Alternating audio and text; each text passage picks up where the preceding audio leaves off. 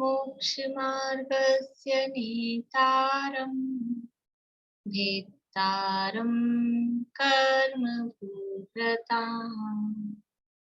ज्ञातारं विश्वतत्त्वानां वन्दे तद्गुणराशिम् वन्दे तद्गुणराशिम्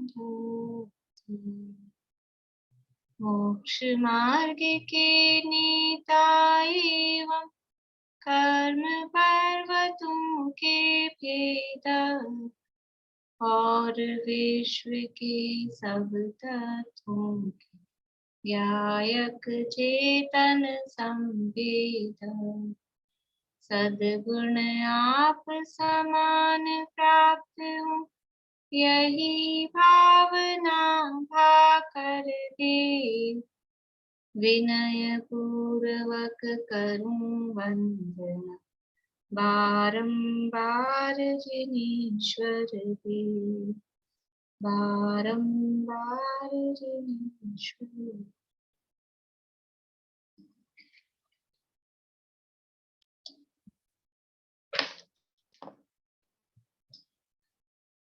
सूत्र में 8वां अध्याय में चल रहा है। इसमें 4 प्रकार के बंध तत्व का वर्णन है और 4 प्रकार के बंध का यहाँ वर्णन किया गया है। प्रकृति, स्थिति, अनुभाग और प्रदेश 4 प्रकार के बंध है। प्रकृति बंध की चर्चा हुई और उसके बाद में स्थिति बंध की चर्चा भी अपनी हुई।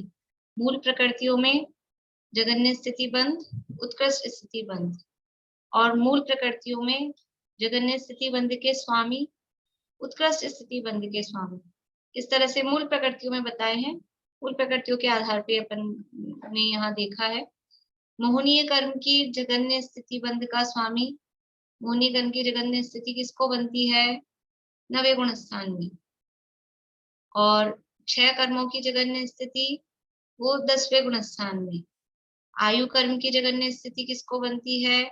संख्यात वर्ष की आयु वाले जो कर्म भूमिया मनुष्य तिरंज है उनको। तो इस तरह से मूल प्रकृतियों में जगन्य स्थिति बंध के स्वामी। उत्कृष्ट स्थिति बंध, 7 कर्मों का उत्कृष्ट स्थिति बंध किसको होता है?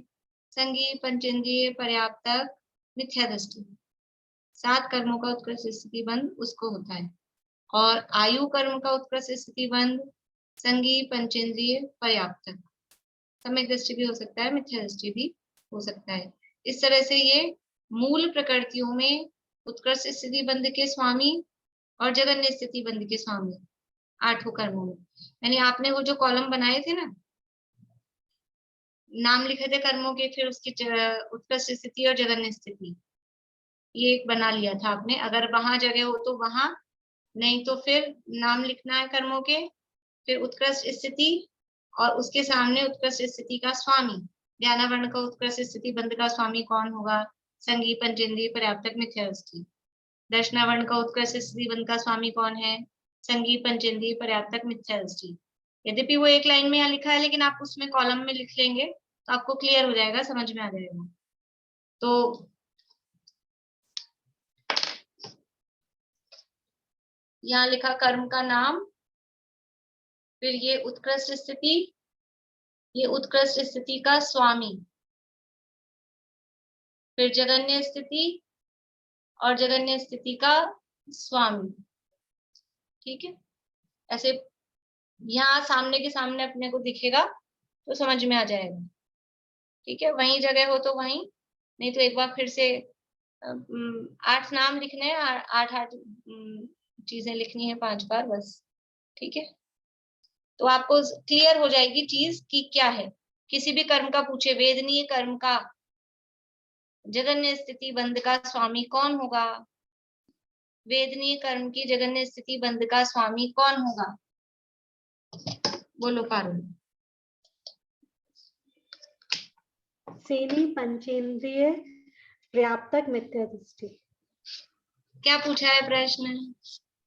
जगन्य। हाँ, वो 10वें गुण स्थान वाले। 10वें गुण स्थान वर्ती जी। ठीक है ना, ये अपने हाथ से कर लेंगे ना आप तो एकदम समझ में आ जाएगी चीज। और जब एग्जाम होगा तो ये सामने के सामने आपको पढ़ने में आसानी हो जाएगी, क्लियर हो जाएगा। ठीक है। आयु कर्म का उत्कृष्ट स्थिति बंध का स्वामी कौन होगा? आयु कर्म का उत्कृष्ट स्थिति बंध का स्वामी, सुधा जी। पर्याप्तक सैनी पंचेंद्रिय। हाँ, सैनी पंचेंद्रिय पर्याप्तक जी, ठीक है। मोहनीय कर्म का उत्कृष्ट स्थिति बंध किसको होगा? अनीता जी। संगीत पंचेंद्रिय पर्याप्तक मिथ्या दृष्टि। बढ़िया, समझ में आ गया ना आप लोगों को? ऐसा एक एक कर्म का अलग अलग अपन देखेंगे, तो सरल है, ऐसे कठिन नहीं है, लेकिन चूक जाएंगे, जल्दबाजी करेंगे तो ऐसे जैसे भी पारुल की गलती हुई वैसे हो जाएगी जल्दबाजी, ठीक है। चलिए अब आगे अपने को शुरू करना है अनुभाग बंध। अनुभाग बंध किसे कहते हैं? कर्मों की फलदान शक्ति, फल देने की शक्ति, फलदान मतलब फल देने की शक्ति, कर्मों की फल देने की शक्ति को अनुभाग कहते हैं। अनुभाग का मतलब ही है फल। कर्मों की फल देने की शक्ति को अनुभाग कहते हैं। यहाँ शुरू में जो सूत्र आया था अपना, प्रकृति स्थिति अनुभाग प्रदेशांश तद्विधि है, यहाँ दिया है अनुभाग रस के परिपाक को कहते हैं। और कर्म कैसा फल देंगे, यानी कर्मों की जो फल देने की शक्ति है उसको अनुभाग कहते हैं। जब कर्म बंधते हैं, कर्म बंधते हैं तो उस समय ही जैसे स्थिति बंधी है कि कितने समय तक वो आत्मा के साथ रहेंगे, वैसे ही उसी समय उनमें फल देने की शक्ति भी होती है कि वो कैसा फल जीव को देंगे। तो जो कर्मों के फल देने की शक्ति है वो कहलाती है अनुभाग। वो अनुभाग कितना पड़ा वो कहलाता है अनुभाग बंध। कर्मों की फल देने की शक्ति को अनुभाग बंध कहते हैं। सूत्र बोलते हैं अपन, फिर बाद में चर्चा करते हैं। 21, 22 और 23 तीनों सूत्र एक साथ ही बोलते हैं। दीपिका जी आप बोलिएगा पीछे। विपाकोऽनुभवः, विपाकोऽनुभवः, विपाकोऽनुभवः, विपाकोऽनुभवः, स यथानाम, स यथानाम, स यथानाम, स यथानाम, ततश्च निर्जरा, ततश्च निर्जरा, ततश्च निर्जरा। ततश्च निर्जरा।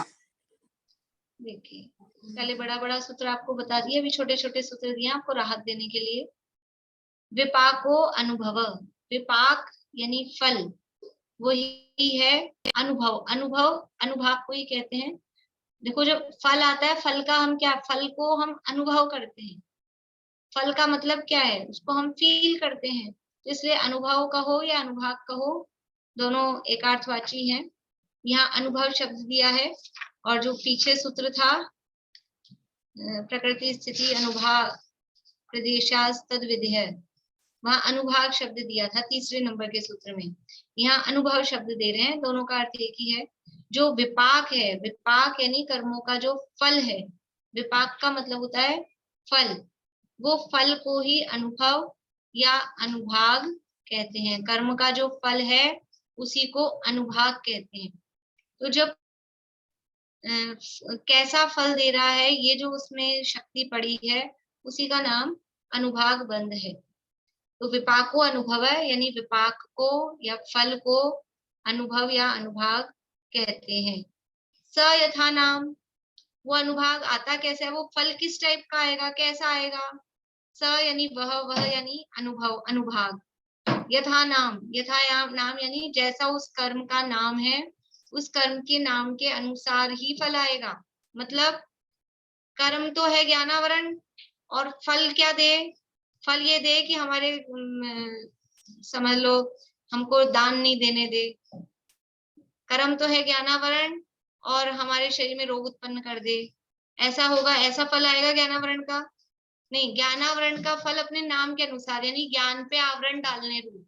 ज्ञानावरण का फल अनुभाग कैसा आएगा, स यथा नाम, जैसा उसका नाम है कि वो ज्ञान पे आवरण डालने रूप ही उसका अनुभाग आएगा। उसका जो उदय आएगा, उसका जो फल आएगा वो अपने नाम के अनुसार। दर्शनावरण है तो दर्शनावरण है तो वो कुछ थोड़ा दर्शन मोहनीय का काम कर दे कि नहीं? दर्शनावरण है तो वो दर्शन पर आवरण डालने रूप ही उसका फल आएगा, और दूसरा फल नहीं आ सकता है। तो जैसा जो कर्म है अपने नाम के अनुसार ही, उच्च गोत्र है नीच गोत्र है तो वो उसी टाइप का फल देगा। ऐसा नहीं हो सकता है कि उच्च गोत्र है तो वो थोड़ा सा वेदनीय कर्म में काम दे दे, उच्च गोत्र है तो थोड़ा ज्ञानावरण में काम दे दे, सहायता दे दे। ऐसा नहीं हो सकता है, अपने नाम के अनुसार ही वो फल देते हैं। तो कर्म है, जो अनुभव है, कर्मों का अनुभाग है, वो नामानुसार ही होता है। अब वो जब अनुभव या अनुभाग आ जाता है, उदय में आ जाता है कर्म, उसके बाद क्या होता है? सबको ये जिज्ञासा रहती है ना, इसके बाद क्या होगा फिर? जैसे छोटे बच्चे होते हैं, बचपन में मान लो मूवी देख कर आए, तो वो तो मूवी कहीं ना कहीं तो खत्म करते ही हैं। वो खत्म कर देते हैं, सब मिल गए, पहले बिछुड़ गए थे और सब मिल गए, और वो विलेन मर गया, जेल हो गई उसको, और सब। अब इसके बाद क्या होगा, ऐसे लगता है बच्चों को। इसके बाद की तो बताओ, अब क्या हुआ? जब अच्छा होने लगा तब तो पिक्चर खत्म कर दिया आपने। तो अब ये जो कर्म उदय में आ गया, उदय में आ गया, इसके बाद क्या होगा इसका? कर्म उदय में आया, फल आया, उसके बाद ततश्च निर्जरा, ततः च, ततः यानी उसके बाद में, च यानी उसकी, निर्जरा, वो निर्जरा हो जाती है। निर्जरा का मतलब है वो आत्मा से अलग हो जाते हैं। निर्जरा का मतलब है कि वो अकर्म रूप हो जाते हैं। अभी कर्म रूप थे, अब वो कर्म कर्म नहीं रहते। अब उनका हमारे साथ में जो संबंध था, वो संबंध खत्म हो जाता है। इसी का नाम है निर्जरा। निर्जरा का मतलब है कि कोई द्रव्य ही खत्म हो जाता हो, ऐसा नहीं। लेकिन अभी वो जो कार्मण वर्गणाएं, जो बंध से शुरू हुआ था ना, बंध कैसे हुआ था? दूसरे सूत्र में दिया था, 2 नंबर का जो सूत्र था ना अपना, उसमें दिया था, सकषायत्वाद जीवः कर्मणो योग्यान पुद्गलान आदत्ते सबंध है। जब जीव कषाय सहित हुआ था तो वो कर्म के योग्य जो पुद्गल थे, यानी वो जो कार्मण वर्गणाएं थी, वो आत्मा के प्रदेशों के साथ आके कर्म रूप बन गई थी। अब वहां से काम चालू हुआ था, यहाँ जाके ततश्च निर्जरा, ये पूरा हुआ। वहां ये बंधी थी, जितनी स्थिति थी सत्ता में रही, और उसके बाद में जब टाइम आया तो फल दिया। फल देने के बाद में क्या हुआ कि जैसी पहले थी वैसी फिर हो गई। यानी कि वो जो कर्म रूप परिणमित हुए थे अभी जीव के परिणामों के निमित्त से, फल देने के बाद में वो वापस से कार्मण वर्गणा रूप परिणमित हो जाते हैं। वो कर्म नहीं रहते, उसको अकर्म कहो या कार्मण वर्गणा कहो, वो वापस से कार्मण वर्गणा रूप हो जाते हैं। तो वो वापस से कार्मण वर्गणा रूप हो गए या अकर्म रूप हो गए, उसी को कहते हैं कर्मों की निर्जरा हो गई। और कहीं उड़ के भक्के इधर उधर नहीं जाते, यही वो कर्म, वो पुद्गल तो यही है, लेकिन अभी जीव के साथ संबंध रूप थे, उनको कर्म कह रहे थे। और जब फल आ गया उनका, उसके बाद में वो रखे होंगे, यहीं कहीं भी होंगे, लेकिन अब उनका जीव के साथ संबंध नहीं है, तो कहते हैं इन कर्मों की निर्जरा हो गई, ततश्च निर्जरा। तो ये 3 काम इसमें होते हैं कि जो कर्मों का फल है, वो फल ही उनका अनुभाग है, और ये अनुभाग अपने अपने नाम के, कर्म के नाम के अनुसार ही होता है। और फल देने के बाद में फिर वो कर्म आत्मा से अलग हो जाते हैं, उनकी निर्जरा हो जाती है, ये कहा जाता है। देखिए, यहाँ से पढ़ते हैं, फिर अपन अपनी और आगे चर्चा करेंगे।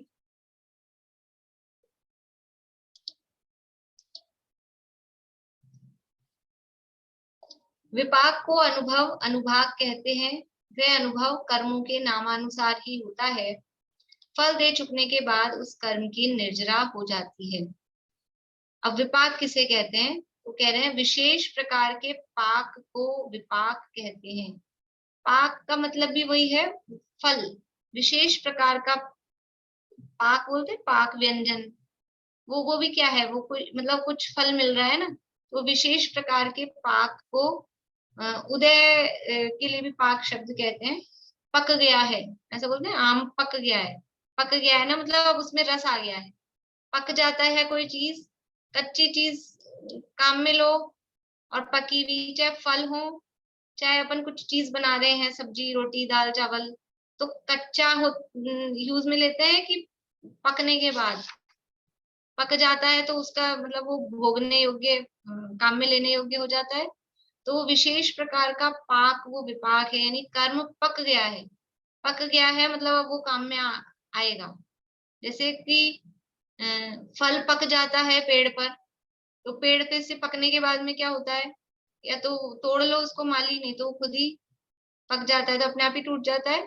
टूट जाता है मतलब वो अलग हो गया, निर्जरा हो गई उसकी। ऐसे ही कर्म जब पक जाते हैं, कब पकते हैं, देखो अपन जैसे ऐसे अपनी भाषा ऐसी चलती है, एफडी कराते हैं बैंक में, तो अपनी देशी भाषा में ऐसे बोलते हैं एफडी पक गई। जो उसका मैच्योर हो जाती है, अपन मैच्योरिटी बोलते हैं इंग्लिश में, वो मैच्योर हो गई, टाइम पूरा उसका हो गया, तो देशी भाषा में ऐसे बोलते हैं वो एफडी पक गई। पक गई मतलब अब वो जो भी उसका मिलना था, जितना भी ब्याज सहित जो पैसा, वो मिलेगा, एफडी पक गई है। कभी कभी ऐसे बोलते हैं ब्याज पक गया है, मतलब ब्याज आने का टाइम आ गया है, ब्याज मिल गया है, वो पक गया वर्ड उसके लिए बोलते हैं, मतलब उसका अपने को फल मिलेगा। तो ये विपाक, विशेष प्रकार का पाक, कर्म जब पक जाते हैं, जितना उनका टाइम था उतना टाइम पूरा हुआ तो पक गए। पक गए तो वो उदय में आएंगे, फल दिया, फल देने उदय में आ गए, फल दिया यानी पेड़ से टूट गया। फिर क्या है, एफडी पक गई, आपने निकाल लिया ब्याज सहित पैसा, अब क्या होगा, बैंक में कुछ बचा है, निर्जरा खत्म, ततश्च निर्जरा। उसके बाद में अब वो कर्म अपने साथ में नहीं रहेंगे। यही चीज है यहाँ पर। तो विशेष प्रकार के पाक को विपाक कहते हैं, अथवा द्रव्य क्षेत्र काल भव और भाव के निमित्तों के भेद से अनेक प्रकार के होने वाले पाक को विपाक कहते हैं। यह विपाक ही अनुभव है, अनुभाग है। यानी द्रव्य क्षेत्र काल भव और भाव के भेद से, यानी जो कर्म फल दे रहे हैं वो द्रव्य में, क्षेत्र में, काल में, भव में, जैसे अपन ने देखा है ना, जीव विपाकी, पुद्गल विपाकी, क्षेत्र विपाकी, भव विपाकी, इस तरह से ये वहां अनेक प्रकार का वो फल मिल रहा है। जैसे अनेक प्रकार के होने वाले जो पाक हैं, जो अनेक प्रकार का फल मिल रहा है, वो विपाक कहलाता है, और ये विपाक ही अनुभव है, अनुभाग है। शुभ परिणामों की प्रकर्षता में शुभ प्रकृतियों का उत्कृष्ट और अशुभ प्रकृतियों का निकृष्ट अनुभाग बंद होता है, तथा अशुभ परिणामों की प्रकर्षता में अशुभ प्रकृतियों का उत्कृष्ट और शुभ प्रकृतियों का निकृष्ट अनुभाग बंद होता है। देखिए, अब जीव के जो परिणाम है, जीव के परिणाम 3 तरह के होते हैं। कौन से 3 तरह के होते हैं? एक शुभ होते हैं, एक अशुभ होते हैं, और एक शुद्ध होते हैं। 3 तरह के परिणाम होते हैं। तो शुभ अशुभ दोनों को एक नाम से कहते हैं, तो अशुद्ध। शुभ अशुभ दोनों तो हैं अशुद्ध। तो परिणाम मूल में है 2 प्रकार के।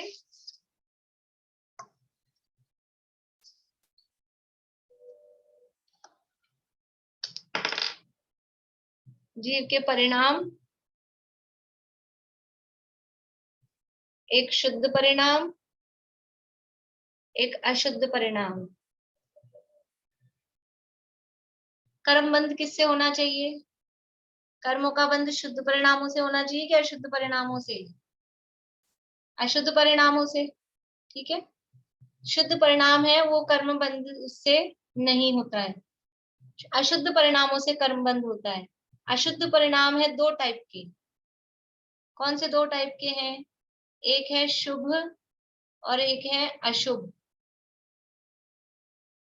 ये शुभ और अशुभ दोनों है परिणाम अशुद्ध, क्योंकि दोनों से कर्म बंध हो रहा है।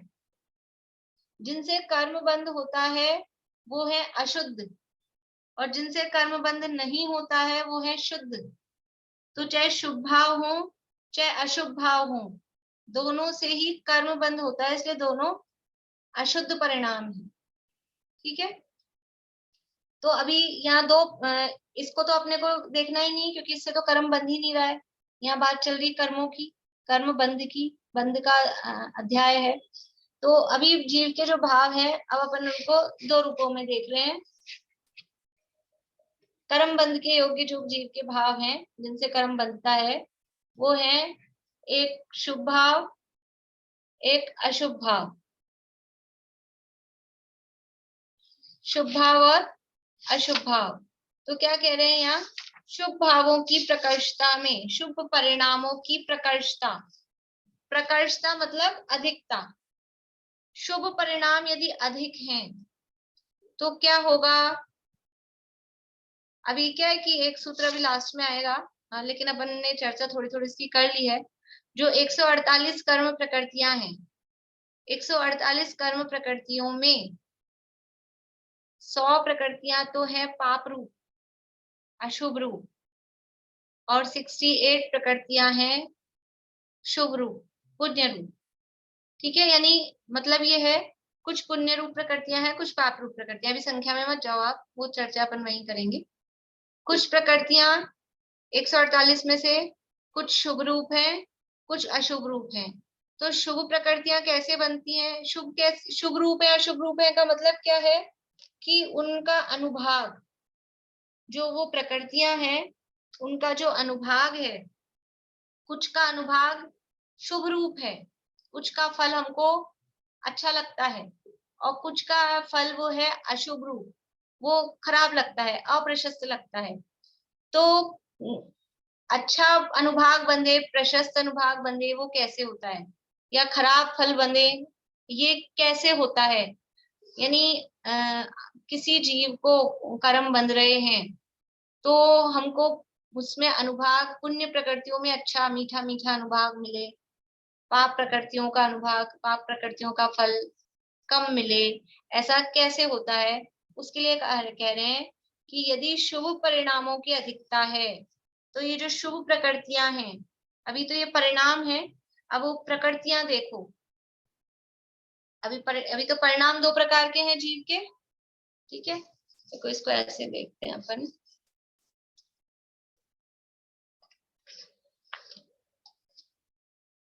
यहाँ लिखते हैं अपन प्रकृतियां, ये है शुभ प्रकृतियां और ये है अशुभ प्रकृतियां।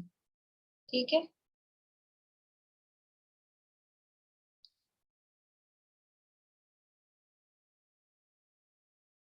ये शुभ अशुभ प्रकृतियां। और अब फल कैसा मिलेगा, अनुभाग, है ना। अनुभाग दो तरह का, एक उत्कृष्ट और दूसरा निकृष्ट लिखा है, उसको अपन जघन्य लिखते हैं, जघन्य, ये अनुभाग है।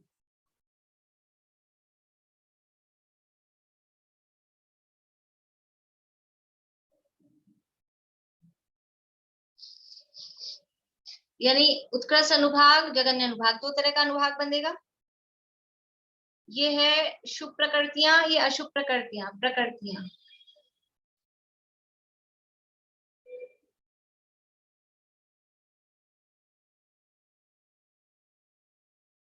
यानी शुभ प्रकृतियों में, शुभ प्रकृतियों में उत्कृष्ट अनुभाग, उत्कृष्ट तो समझ में आता है, शुभ प्रकृतियां समझ में आती है, पुण्य रूप प्रकृतियां, पुण्य रूप प्रकृतियों में अधिक अनुभाग बने, उत्कृष्ट अनुभाग बने, वो किस कैसे परिणामों से होगा, कैसे भावों से होगा।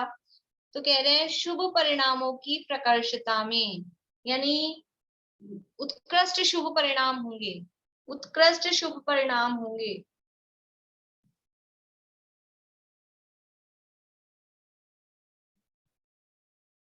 उत्कृष्ट शुभ परिणाम से उत्कृष्ट अनुभाग बंध होगा शुभ प्रकृतियों में, उत्कृष्ट शुभ परिणाम से शुभ प्रकृतियों में उत्कृष्ट अनुभाग बंध होगा।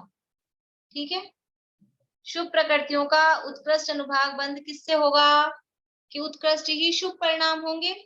सिंपल है ना, प्रकृतियां शुभ हैं और उत्कृष्ट भी शुभ चाहिए, तो प्रकृतियां शुभ है तो परिणाम कौन से चाहिए, शुभ ही चाहिए, और उत्कृष्ट अनुभाग चाहिए तो परिणाम भी कौन से चाहिए, उत्कृष्ट ही चाहिए। तो शुभ प्रकृतियों में शुभ परिणामों से उत्कृष्ट अनुभाग बंध। ठीक है, और क्या कह रहे हैं आगे, अशुभ प्रकृतियों का, ये जो परिणाम अपने कौन से चल रहे हैं, परिणाम अपने शुभ हैं। ठीक है, परिणाम शुभ हैं, शुभ परिणामों की प्रकर्षता में अशुभ प्रकृतियों का, ये अशुभ प्रकृतियां हैं, इन अशुभ प्रकृतियों का निकृष्ट अनुभाग बंध यानी जघन्य अनुभाग बंध वो किससे होगा? शुभ परिणाम कहो या इसको कहेंगे, हाँ शुभ ही लिखो, शुभ परिणामों से।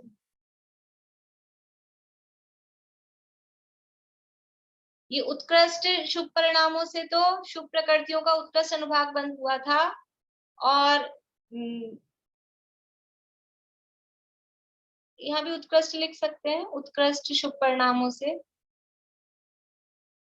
उत्कृष्ट शुभ परिणामों से अशुभ प्रकृतियों का जघन्य अनुभाग बंद होगा। मैं ये जो अपनी लाइन है ना इसको ऐसे चार्ट में बनाने की कोशिश कर रही हूँ, समझ में आ रहा है आपको? शुभ परिणामों की प्रकृष्टता में शुभ परिणामों की उत्कृष्टता है, उसमें शुभ प्रकृतियों का उत्कृष्ट और अशुभ प्रकृतियों का निकृष्ट अनुभाग बंद होगा। ठीक है, अगर हमारे परिणाम शुभ हैं, देखिए अपने परिणाम शुभ हैं और जो कर्म बनते हैं शुभ परिणामों से, क्या हर समय शुभ ही कर्म बनते हैं? एक समय में परिणाम हुआ और हमारा परिणाम शुभ हो रहा है, पूजा का, पाठ का, व्रत का, उपवास का हमारा परिणाम हो रहा है, तो क्या जो हमको कर्म बनेंगे वो सारे शुभ ही बनेंगे, हाँ या ना?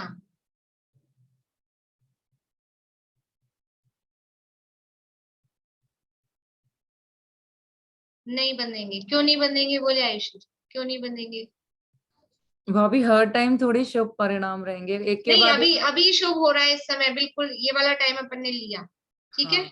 इस समय हमें शुभ भाव हो रहा है, तो इस समय जो कर्म बनेंगे वो सारे के सारे शुभ ही बनेंगे या अशुभ भी बनेंगे? फिर तो शुभ ही बनेंगे। शुभ ही बनेंगे। चलिए बोलिए प्रेमलता जी। घातिया कर्मों का बंध तो हमेशा होता है। बढ़िया। और घातिया कर्म कैसे हैं? 47 शुभ है कि अशुभ है? अशुभ है। अशुभ है। बढ़िया। अभी हमारा जो एक समय का परिणाम हो रहा है, अभी जो एक समय, अभी इस समय जो परिणाम हुआ, हमारा शुभ भाव हो रहा है, हमको पूजा का, पाठ का, स्वाध्याय का ये शुभ परिणाम हो रहा है, लेकिन हर समय 7 कर्म बन रहे हैं, 7 कर्म प्रति समय बन रहे हैं हर जीव को, सामान्यतः संसारी जीवों की अपेक्षा। तो 7 कर्मों में से 4 कर्म, 7 में से 4, 50% से ज्यादा है, 7 में से 4, 7 में से 4 कर्म वो कैसे हैं? सारे के सारे पाप रूप हैं, घातिया कर्म सारे पाप रूप हैं। तो भले ही हमें शुभ परिणाम भी हो रहा है, उस समय भी पाप कर्म तो बन ही रहा है, फिर क्या फायदा? फालतू में ही शुभ करते हैं, फालतू में भूखे मरते हैं, उपवास करते हैं, स्वाध्याय करते हैं, पाप तो बन ही रहा है। अरे लेकिन ये नहीं करेंगे तो टोटली ही पाप बंधेगा। अभी 7 में से 4 पाप बंधेंगे और 3 में पुण्य बंधेगा। वो बात यहाँ कह रहे हैं कि जिस समय हमारे परिणाम शुभ हैं, उत्कृष्ट शुभ परिणाम हैं, तो जो शुभ प्रकृतियां हैं, जो 3 कर्म हैं जिनमें पुण्य पाप का फर्क है, भेद है, उनमें शुभ प्रकृतियों में उत्कृष्ट अनुभाग पड़ेगा, उनमें फल बहुत अच्छा पड़ेगा अगर हमारे परिणाम उत्कृष्ट शुभ हैं तो। ठीक है। और जिस समय हमारे परिणाम उत्कृष्ट शुभ हैं, इसी को भी अपन दूसरे तरह से भी बनाएंगे, दूसरे तरह से भी बना लेंगे तो और अच्छे से समझ में आ जाएगा। जिस समय हमारे परिणाम उत्कृष्ट शुभ हैं, उस समय वो जो 4 घातियां बन रहे हैं वो कैसे हैं? वो अशुभ हैं, वो अशुभ प्रकृतियां हैं। उन अशुभ प्रकृतियों में भी अनुभाग तीव्र पड़ेगा क्या? नहीं। अगर हमारे परिणाम शुभ हैं तो यद्यपि उस समय अशुभ कर्म बंद तो रहे हैं, लेकिन उन अशुभ कर्मों में अनुभाग कैसा बनेगा? जघन्य, कम पड़ेगा। ठीक है। तो शुभ परिणामों के निमित्त से यद्यपि पाप तो हर समय बंद ही रहा है, 4 घातिया कर्म तो हर समय बंद रहे हैं, लेकिन शुभ परिणामों के निमित्त से शुभ प्रकृतियों में अधिक अनुभाग और अशुभ प्रकृतियों में कम अनुभाग पड़ेगा। ये बात यहाँ बता रहे हैं। बोलिए आयुषी। पर भाभी फिर तो अपन को यहाँ लिखना चाहिए ना कि मंद परिणाम अपन को बंधेंगे। अगर अशुभ प्रकृतियों में लिख रहे हैं तो तीव्र परिणाम तो अपने है ही नहीं। नहीं, ये एक्चुअल में इसीलिए वो इसमें अपन पूरा पूरा नहीं लिख पा रहे, अशुभ प्रकृतियां उत्कृष्ट शुभ परिणाम से बंधेंगी। ये मतलब वो द्वारा भी लिखना चाहिए इसमें एक्चुअल में, द्वारा या से भी। उत्कृष्ट शुभ परिणाम द्वारा, और शुभ प्रकृतियों का बंध, यहाँ का बंध भी लिखना चाहिए, तब पूरा क्लियर हो जाएगा। शुभ प्रकृतियों का बंध उत्कृष्ट शुभ परिणाम द्वारा, और जो अनुभाग बंधेगा वो उत्कृष्ट अनुभाग, और ऐसे ही अशुभ प्रकृतियों का बंध। पर भाभी इसमें अपने जो वो तो तीव्र नहीं है ना, इसमें तो अपने मंद है, मतलब कम है थोड़े, तो उसका अनुभाग भी तो फिर अपन को हाँ, मंद वो तो अब वो परिणाम जैसे होंगे ना उसी टाइप से। अभी तो यहाँ एक सामान्य नियम बता रहे हैं। अभी अच्छा। अपने परिणाम मान लो मीडियम है, मीडियम शुभ है तो मीडियम ही अनुभाग बंधेगा। हाँ मीडियम शुभ है तो अनुभाग मीडियम मीडियम बंधेगा। उत्कृष्ट शुभ है तो पुण्य प्रकृतियों में उत्कृष्ट अनुभाग बंधेगा, पाप प्रकृतियों में जघन्य अनुभाग बंधेगा। और अगर लोअर शुभ है तो पुण्य प्रकृतियों में भी लोअर अनुभाग बंधेगा, और पाप प्रकृतियों में यथा योग्य ठीक ठाक जैसा होगा।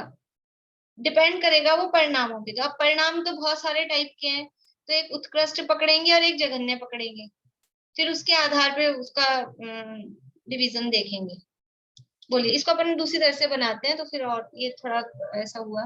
बोलिए रश्मि जी। मतलब यही हो गया ना, जिस शुभ प्रकृतियां तो 3 हुई है ना, 3 शुभ प्रकृतियां हुई आयु को छोड़ के, उनका उत्कृष्ट जो होगा वो शुभ परिणाम उत्कृष्ट होगा, और 3 4 शुभ जो नहीं है, आघातियां हैं 3 शुभ नहीं है, 4 आघातियां तो अशुभ पाप ही रूप है, है, अशुभ है। पाप हाँ रूपी है।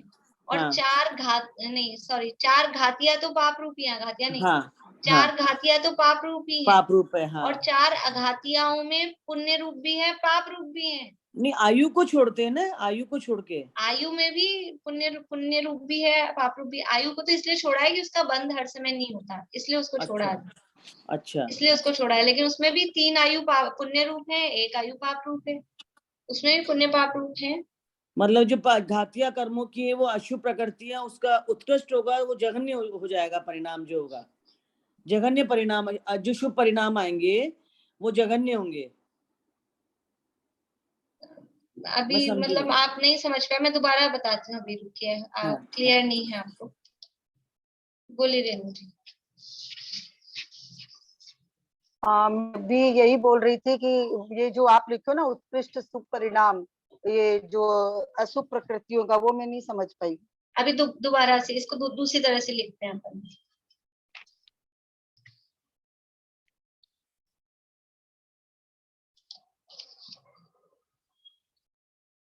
देखो,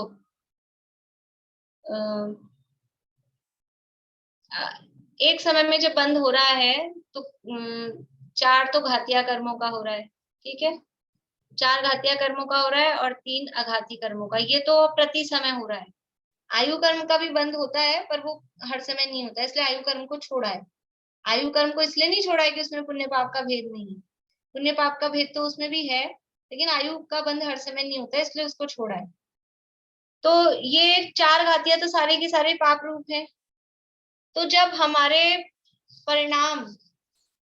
परिणाम हो रहे हैं शुभ, अभी उत्कृष्ट और इसकी अभी बात छोड़ दो, शुभ परिणाम हो रहे हैं, शुभ परिणाम हो रहे हैं, तो शुभ परिणामों से जो घातिया कर्म है और जो अघातिया कर्म है,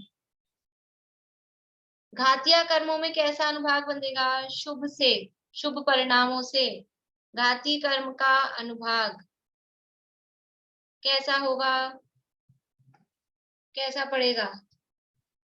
कम पड़ेगा। घाती कर्मों में जो अनुभाग होगा वो कम होगा। इसको लिखा है यहाँ निकृष्ट बंध, ठीक है, ये कम, अपन अपनी भाषा लिखो, कम होगा। और शुभ परिणाम से अघाती कर्म का अनुभाग, अघाती में पुण्य प्रकृतियों का, इसलिए यहाँ पर घाती अघाती की यहाँ पाप प्रकृतियां लिखना चाहिए, क्योंकि अघाती में भी पाप प्रकृतियां होती है ना, तो पाप प्रकृतियों का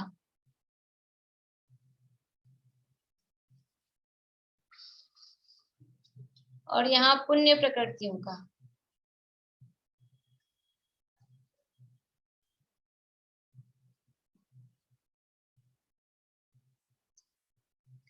शुभ परिणाम जब हो रहे हैं, शुभ परिणाम से पाप प्रकृतियों का अनुभाग पड़ेगा कम और पुण्य प्रकृतियों का अनुभाग पड़ेगा अधिक। ठीक है, अभी सिंपल हो गया ये, अब समझ में आ गई।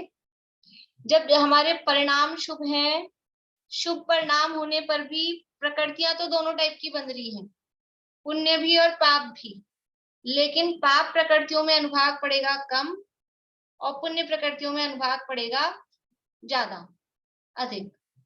अब वो कैसा शुभ परिणाम है, बहुत हायर लेवल का है तो यहाँ पर भी हायर लेवल का अनुभाग पड़ जाएगा, यहाँ बहुत लोअर लेवल का पड़ जाएगा, और मीडियम लेवल का शुभ परिणाम है तो उसी हिसाब से अनुभाग पड़ेगा। जैसा परिणाम है ये डिपेंड करेगा उसी हिसाब से अनुभाग। लेकिन शुभ परिणाम है तो पाप प्रकृतियों में अनुभाग कम पड़ेगा, पुण्य प्रकृतियों में अनुभाग अधिक पड़ेगा, पर बंधेगी दोनों ही, बंध दोनों ही रही। ठीक है, अब यदि अशुभ परिणाम है, ये तो शुभ से हो गया, और अशुभ परिणाम है तो अशुभ है परिणाम तो क्या होगा, अशुभ परिणाम है तो पाप प्रकृतियों का अनुभाग कैसा होगा, पाप प्रकृतियों का अनुभाग हो जाएगा अधिक। अगर परिणाम अशुभ हो गए तो पाप प्रकृतियों में अनुभाग पड़ जाएगा ज्यादा, अधिक। और पुण्य प्रकृतियां, वैसे तो ये अशुभ परिणामों के समय कोई जरूरी नहीं है पुण्य प्रकृतियां बंधे ही, लेकिन कोई कोई पुण्य प्रकृति बंद भी रही हो तो पुण्य प्रकृतियों में अनुभाग हो जाएगा कम, रिवर्स हो जाएगा। ठीक है, शुभ परिणामों से पाप, शुभ का बता रही हूँ, पहले जो लिखा था, शुभ परिणामों से पाप प्रकृतियों का अनुभाग कम पड़ा और पुण्य प्रकृतियों का अनुभाग अधिक पड़ा था, और अशुभ परिणामों से पाप प्रकृतियों का अनुभाग अधिक और पुण्य प्रकृतियों का अनुभाग कम। ये ऐसा जीव के परिणामों के आधार पर, यानी ये अनुभाग फल कैसा मिल रहा है, ये अनुभाग बंध किसके कारण से होता है, अनुभाग बंध का कारण क्या है, अनुभाग बंध का कारण क्या है, बोलिए पद्मा जी। कषाय। कषाय, बढ़िया। स्थिति और अनुभाग दोनों बंध कषाय के कारण होते हैं। तो ये कषाय, ये परिणाम जो है ना, अशुभ परिणाम शुभ परिणाम, इसका मतलब है वो कषाय कैसी है। अशुभ परिणाम का मतलब है तीव्र कषाय, संक्लेश परिणाम है। शुभ परिणाम का मतलब है मंद कषाय है, विशुद्ध परिणाम। तो कषाय यदि कम है तो पुण्य प्रकृतियों में अनुभाग अधिक पड़ रहा है, कषाय कम है तो पुण्य का अनुभाग ज्यादा, कषाय ज्यादा है तो पुण्य का अनुभाग कम, रिवर्स चलेगा। बोलो पारुल। भाभी, जो अघातीय कर्म है, जब हमारे शुभ परिणाम होंगे तो उनकी अशुभ रूप बंधेंगी उस समय में, एक समय में। आघातिया कर्मों की, हाँ, पाप रूप क्यों बंधेंगी? कुछ प्रकृतियां हैं ना, जैसे अभी आपको बताया था, कुछ प्रकृतियां दोनों बनती हैं, दोनों उदय में आती हैं। उदय में आने के लिए बताया था, जैसे स्थिर अस्थिर दोनों उदय में आती रहती है, शुभ अशुभ दोनों उदय में आती हैं। तो एक पुण्य रूप एक पाप रूप है, जैसे वो उदय में भी एक साथ आती हैं, वैसे ही कुछ प्रकृतियां ऐसी हैं पुण्य पाप दोनों एक साथ बनती रहती, तो वो बंधेंगी, चाहे हम पुण्य परिणाम कर रहे हैं तो भी आघातीय कर्मों में वो बंधेंगी। हाँ, ये थोड़ा वैसा ही हो गया ना, जैसे रात में बोला था स्थिति मंदावसरव टाइप की, उसमें कम कम होती जाएंगी, ये कम भाग पड़ेगा। नहीं नहीं, नहीं। वो नहीं होगा, वो नहीं होगा। ये तो सिंपल सा है, उसमें तो विशेष बात है। यहाँ तो सिंपल है कि यदि हमारे शुभ परिणाम है, शुभ परिणाम को अब अपन खोल के देखो, खोल के मतलब शुभ परिणाम का अर्थ, शुभ परिणाम का अर्थ है मंद कषाय। ठीक है, तो कषाय मंद है तो पुण्य के साथ क्या हो रहा है, पुण्य प्रकृतियों में अनुभाग बढ़ रहा है, रिवर्स चलेगा। कषाय मंद है तो पुण्य अधिक, कषाय अधिक है तो पुण्य कम। ये अपने, ये तो किताब में लिख रहे हैं, ये तो सामान्य अपनी अपनी बुद्धि से अपन देखें तो ऐसा ही होता है ना। कषाय अधिक है, समझ में आती है ये बात, किसी की अधिक कषाय है, अशुभ परिणाम है, तो पुण्य कैसा बंधेगा, उसको पुण्य कम बंधेगा, पुण्य नहीं होगा, नहीं होगा कहते हैं अपन कम को। बस वही यहाँ पर चीज बताई गई है कि शुभ परिणामों से पुण्य प्रकृतियों में अधिक अनुभाग, पाप प्रकृतियों में कम अनुभाग पड़ता है। अशुभ परिणामों से पाप प्रकृतियों में अधिक अनुभाग, पुण्य प्रकृतियों में कम अनुभाग पड़ता है। देखिए अब यहाँ से पढ़ते हैं अपन, फिर देखते हैं समझ में क्या नहीं आया। शुभ परिणामों की प्रकर्षता में, प्रकर्षता मतलब उसकी अधिकता में, शुभ प्रकृतियों का उत्कृष्ट और अशुभ प्रकृतियों का निकृष्ट अनुभाग बंद होता है, तथा अशुभ परिणामों की प्रकर्षता में अशुभ प्रकृतियों का उत्कृष्ट और शुभ प्रकृतियों का निकृष्ट अनुभाग बंद होता है। समझ में आ गई? क्लियर है सबको? ठीक है। यह अनुभव या फल विपाक दो प्रकार का होता है, एक स्वमुख और दूसरा परमुख। सभी मूल प्रकृतियों का स्वमुख से विपाक होता है।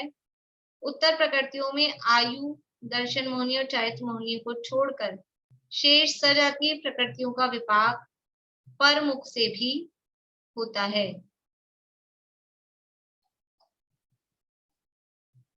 नरकायु के मुख से मनुष्यायु या तिर्यंचायु का विपाक नहीं होगा। इसी प्रकार दर्शन मोह चारित्र मोह के रूप में और चारित्र मोह दर्शन मोह के रूप में नहीं फलेंगे।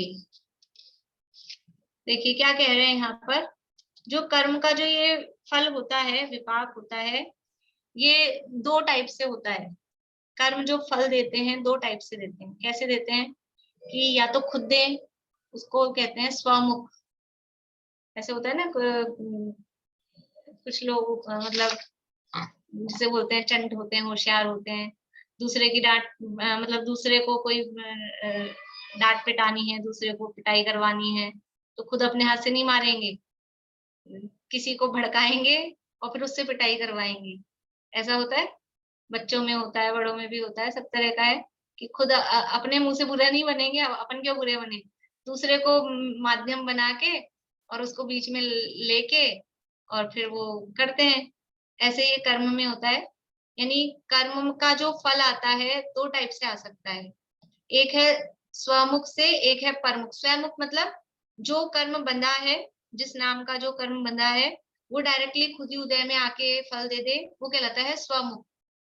जो कर्म है वो अपने ही आधार से फल दे दे, यहाँ दिया है, परिभाषा नहीं दी है, यानी जो कर्म है वो खुद ही उदय में आके फल दे दे अपने रूप में ही, वो कहलाता है स्वमुख से उदय। उदय मतलब वही विपाक, फल। उदय कहो, विपाक कहो, फल कहो, अनुभाग कहो, सब एक अर्थ में चलते हैं। तो कर्म, जो कर्म है वो उसी रूप में उदय में आके फल दे दे, जो उसका नाम है, जो उसका काम है, वैसा का वैसा, तो वो कहलाता है स्वमुख से उदय। और जो कर्म खुद उदय में नहीं आ रहा है और वो अपना जो काम है दूसरे के माध्यम से करा रहा है, मतलब जो उसका सामग्री थी, उसके जो परमाणु थे, उसने दूसरे को दे दिए कि तुम मेरा भी काम कर देना, तो वो जो उदय में तो आया लेकिन वो अब अपने नाम से नहीं आया, दूसरे के नाम से उदय में आया, तो वो कहलाता है परमुख से उदय। उदाहरण से समझते हैं। सभी मूल प्रकृतियों का स्वमुख से विपाक होता है। यानी जो भी, मतलब इसमें क्या है, इसको अपन सरल शब्द में कहें तो अपन, वो ज्यादा सरल है शायद, संक्रमण जिसे कहते हैं। संक्रमण शब्द सुना है आप लोगों ने? कुछ लोगों ने सुना है।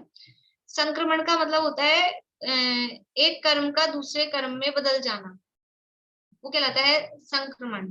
कोई कर्म बंधा, आज बंधा है, समझ लो ज्ञानावरण दर्शनावरण आदि कर्म बंधे हैं, तो बंध तो गए, लेकिन फिर बाद में बंधने के बाद भी जैसे के जैसे बंधे हैं ना, बहुत रेयर होता है कि जैसी स्थिति, जैसे प्रदेश बंद, जैसा अनुभाग बंद जो उसमें हुआ है एज इट इज वैसा का वैसा उदय में आ जाए, वो बहुत रेयर होता है।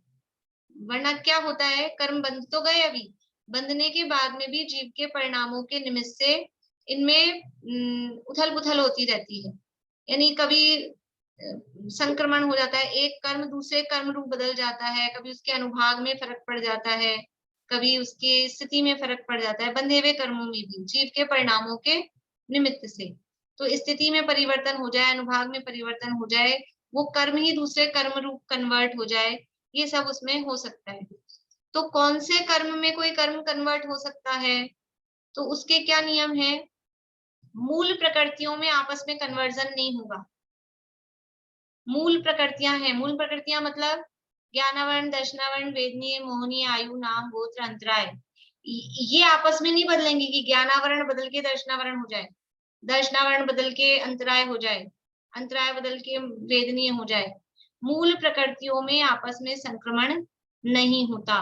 उसी को कहा है मूल प्रकृतियों का उदय तो स्वमुख से ही होता है, क्योंकि वो बदलेंगी ही नहीं। बदलेंगी नहीं तो दूसरे रूप से कैसे उदय में आएंगी? दूसरे में बदलेंगी तब तो परमुख से उदय में आएंगी, वो बदलेंगी ही नहीं, इसलिए परमुख से उदय में नहीं आ सकती। तो नियम है ये।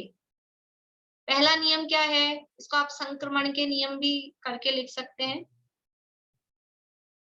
या उदय के नियम भी कह सकते हैं, मतलब मेन तो संक्रमण के नियम के नाम से ही चलते हैं। मूल प्रकृतियों में आपस में संक्रमण नहीं होता। ठीक है, मतलब जिसको नहीं समझ में आता हो वो ये भी लिख लें, ज्ञानावरण दर्शनावरण में नहीं बदलेगी, दर्शनावरण मोहनीय में नहीं बदलेगी, ये मूल प्रकृतियां। ठीक है, तो क्योंकि मूल प्रकृतियों में संक्रमण नहीं होता, इसलिए उनका उदय स्वमुख से ही होता है, परमुख से उनका उदय नहीं हो सकता।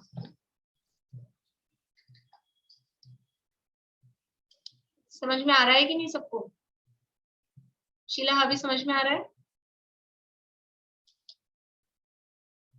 फिर दूसरी बात क्या कि उत्तर प्रकृतियों में भी, यानी मूल प्रकृतियों में संक्रमण होगा ही नहीं, तो फिर इसका अर्थ क्या हुआ कि उत्तर प्रकृतियों में संक्रमण हो सकता है। जैसे कि ज्ञानावरण की उत्तर प्रकृतियां कौन सी हैं? मति ज्ञानावरण, शुद्ध ज्ञानावरण, अवधि ज्ञानावरण, मन परे ज्ञानावरण, केवल ज्ञानावरण, ये कहलाएंगी ज्ञानावरण की उत्तर प्रकृतियां।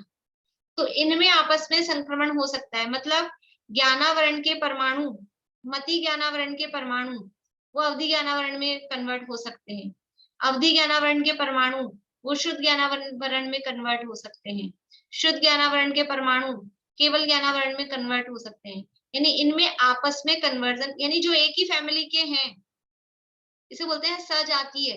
ज्ञानावरण एक जाति है, उस एक जाति में आपस में चेंज हो जाएगा। अंतर इनमें क्या है, इंटरकास्ट मैरिज नहीं होती।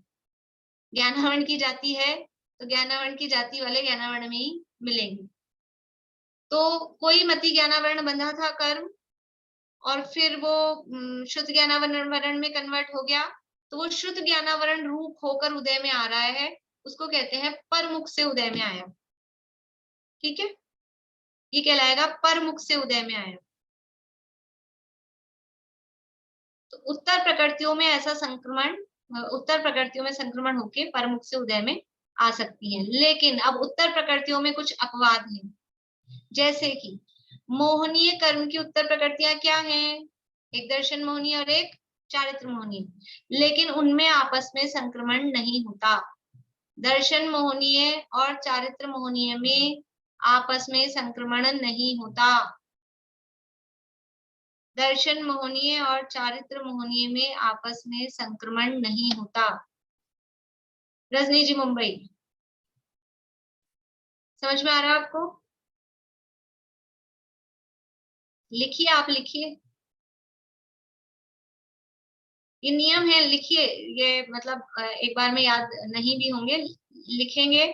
और ये मैं आपको कहती हूँ, जो जो भी चीज आप अपनी कॉपी में लिखते हैं, आपको महीने में कम से कम भी 8-9 दिन की छुट्टियां तो मिल ही जाती हैं। तो उसमें से 2-3 दिन कभी भी, 4 संडे तो होते ही हैं छुट्टी के, तो संडे छोड़ दें, उसके अलावा 4-5 दिन की और छुट्टियां मिलती हैं। तो आप कभी कभी कॉपी खोल के पढ़ा करें, तो अपने को समझ में आ जाए। जो करना नियोग की बातें हैं ना, ये जरूर नियम खोल के पढ़ा करें, तो लिखेंगे तो अपन पढ़ पाएंगे। भाभी फिर आयु में भी तो नहीं होगा, क्योंकि एक बार जो बंधेगी। हाँ, वो ये भी तीसरा नियम लिख पा रही हूँ। 3 नियम है ये संक्रमण के। पहला नियम क्या है कि मूल प्रकृतियों में संक्रमण नहीं होता। दूसरा नियम, दर्शन मोहनी का चारित्र मोहनी में, चारित्र मोहनी का दर्शन मोहनी में संक्रमण नहीं होता, ये दूसरा नियम है। ठीक है। और तीसरा नियम ये है कि आयु कर्म में भी संक्रमण नहीं होता। चारों आयु का आपस में परस्पर में संक्रमण, संक्रमण शब्द समझ में आ रहा है ना, परिवर्तन, चेंज होना, संक्रमण। चारों आयु में भी आपस में संक्रमण नहीं होता कि देवायु बदल के मनुष्य आयु हो जाए, कि मनुष्य आयु बदल के नरक आयु हो जाए, कि तिर्यंच आयु हो जाए, ऐसा कभी नहीं होता। तो जिनमें संक्रमण नहीं होता वो स्वमुख से ही उदय में आएंगी, क्योंकि बदलेंगी ही नहीं, तो दूसरे में के रास्ते से कैसे उदय में आएंगी, वो बदलेंगी ही नहीं। तो जिनमें संक्रमण नहीं होता वो स्वमुख से ही उदय में आएंगी, और जिनमें संक्रमण हो सकता है वो परमुख से भी उदय में आ जाती हैं। तो ऐसा ये दो टाइप से उदय हो सकता है कर्मों का, स्वमुख से भी और परमुख से। जैसे अब परमुख से कौन सी उदय में आ सकती है? अभी नाम कर्म में देखो, नाम कर्म की इतनी सारी प्रकृतियां हैं। अब किसी ने अशुभ अशुभ बांध ली थी पहले, मान लीजिए मिथ्यात्व दशा में खोटा हीन सहनन बांध लिया, छठे नंबर का सहनन, छठे नंबर का संस्थान, और अशुभ प्रकृतियां, दुर्भग, दुस्वर, ऐसी ऐसी प्रकृतियां बांध ली, मान लो। अब वो बंध गई, फिर क्या होगा कि वो बांध ली और फिर सम्यक दर्शन हो गया, अब वो रखी है, तो वो रखी हुई प्रकृतियों में चेंज हो सकता है, तो वो चेंज हो जाएगा, क्योंकि सम्यक दृष्टि को फिर ये उदय में नहीं आएंगे, सम्यक दृष्टि को तो आ सकते हैं, लेकिन कुछ कुछ जो प्रकृतियां हैं, मान लो एक इंद्रिय विकलेंद्रिय ये मान लो, वो तो अपन ने ये वाले लिए, वो तो उदय में आ सकती है। एक इंद्रिय विकलेंद्रिय, स्थावर, साधारण, ये तो सम्यक दृष्टि को नहीं आएंगी ना काम में। तो अब ये जो बंधी हुई, इनका क्या होगा कि ये बंधी हुई दूसरी प्रकृतियों में कन्वर्ट हो जाएंगी, नाम कर्म की ही, इनको बोलते हैं सजातीय प्रकृतियों में, क्योंकि नाम कर्म की जो 93 हैं वो सारी आपस में एक दूसरे के लिए सजातीय हैं, तो वो दूसरी प्रकृतियों में कन्वर्ट हो जाएंगी, और फिर वो कन्वर्ट होके उदय, अपना टाइम आया उनका, उदय में आके खत्म होंगी। ऐसे ही चारित्र मोहनी की 25 कषाएं हैं, ये नष्ट भी ऐसे ही होती है। अनंतानुबंधी कषाय है, अनंतानुबंधी का समान पड़ा है द्रव्य जिसे बोलते हैं, यानी उसके कर्म परमाणु।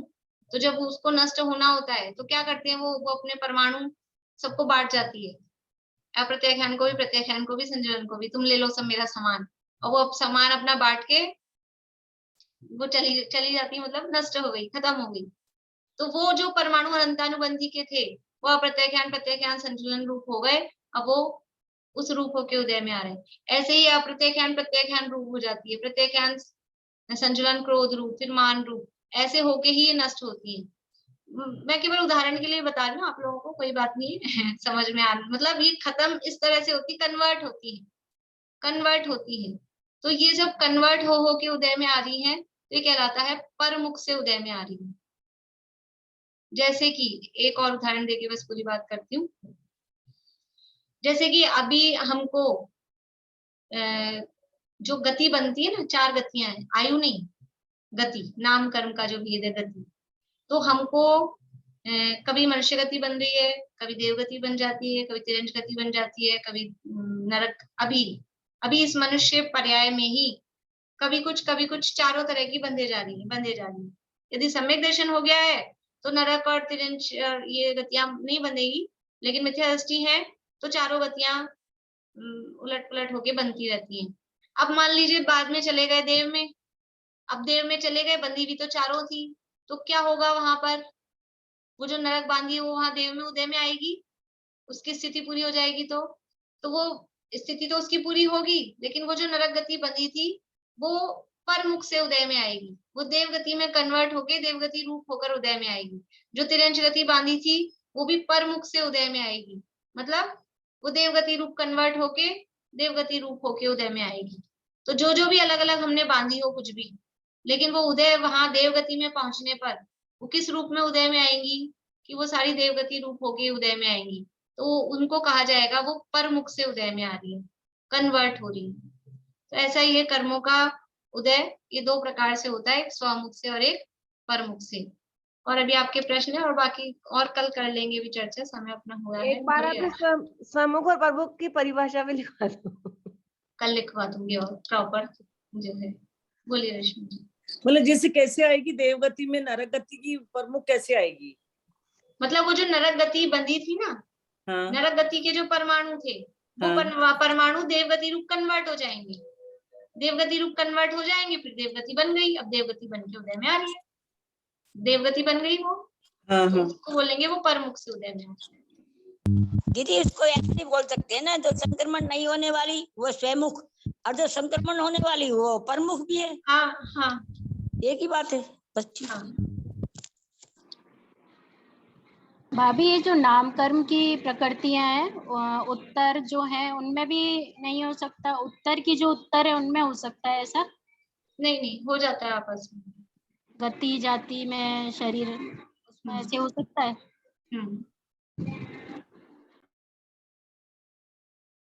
और किसी का प्रश्न है?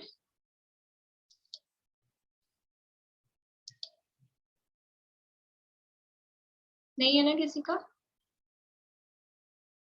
चलिए जिनवाणी से करते हैं।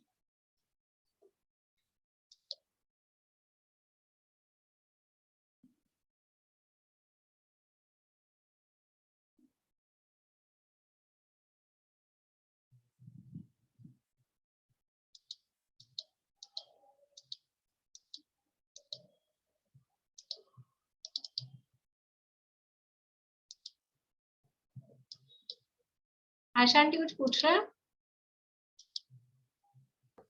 कल मोबाइल में भेजी थी ना कि जैसे पहले गुणस्थान में वो 16 बंद विच्छुनी, उसका मतलब क्या हुआ? मैं शाम को बताऊंगी, शाम की क्लास में। ठीक।